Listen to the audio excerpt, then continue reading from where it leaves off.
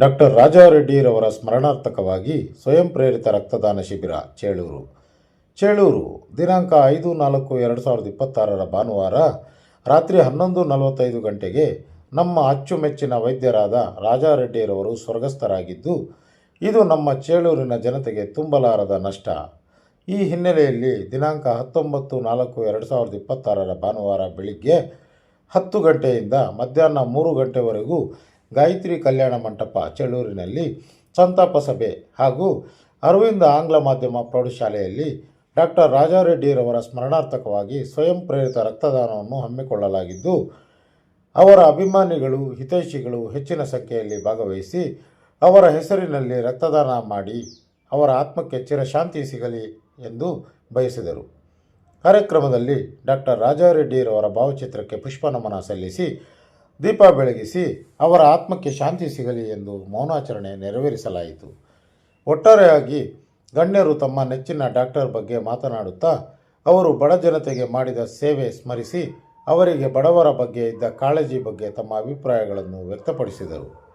ಕಾರ್ಯಕ್ರಮದಲ್ಲಿ ಹಿರಿಯ ವೈದ್ಯರಾದ ಬೈರೆಡ್ಡಿರವರ ಸಲಹೆಯಂತೆ ನಿವೃತ್ತ BEO ನಾರಾಯಣ ರೆಡ್ಡಿರವರ ಮಾರ್ಗದರ್ಶನದಲ್ಲಿ ಕಾರ್ಯಕ್ರಮ ಯಶಸ್ವಿಯಾಗಿ ನೆರವೇರಿತು.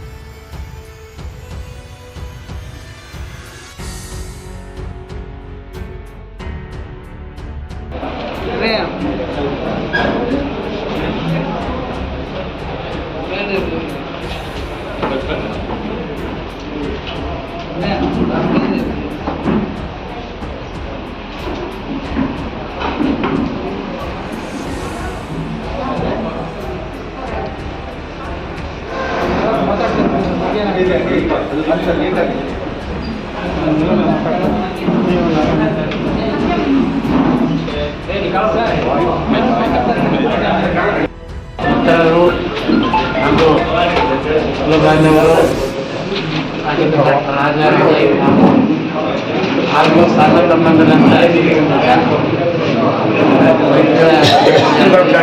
ಪ್ರಾಕ್ಟೀಷನರ್ ಆಗಿ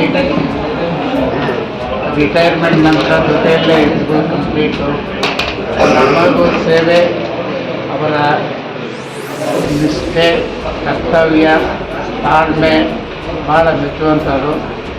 ಹಾಗೆ ಸಮಾಜ ಸೇವೆಗಳಲ್ಲೂ ಕೂಡ ದಿನ ಚೇಳೂರಿನಲ್ಲಿ ಡಾಕ್ಟರ್ ರಾಜಾರೆಡ್ಡಿಯವರ ಇದರ ಪ್ರಯುಕ್ತ ಸಂತಾಪ ಸಭೆಯನ್ನು ಇಲ್ಲಿ ಏರ್ಪಾಡು ಮಾಡಿರುವಂಥದ್ದು ಈ ಒಂದು ಕಾರ್ಯಕ್ರಮದ ಅಂಗವಾಗಿ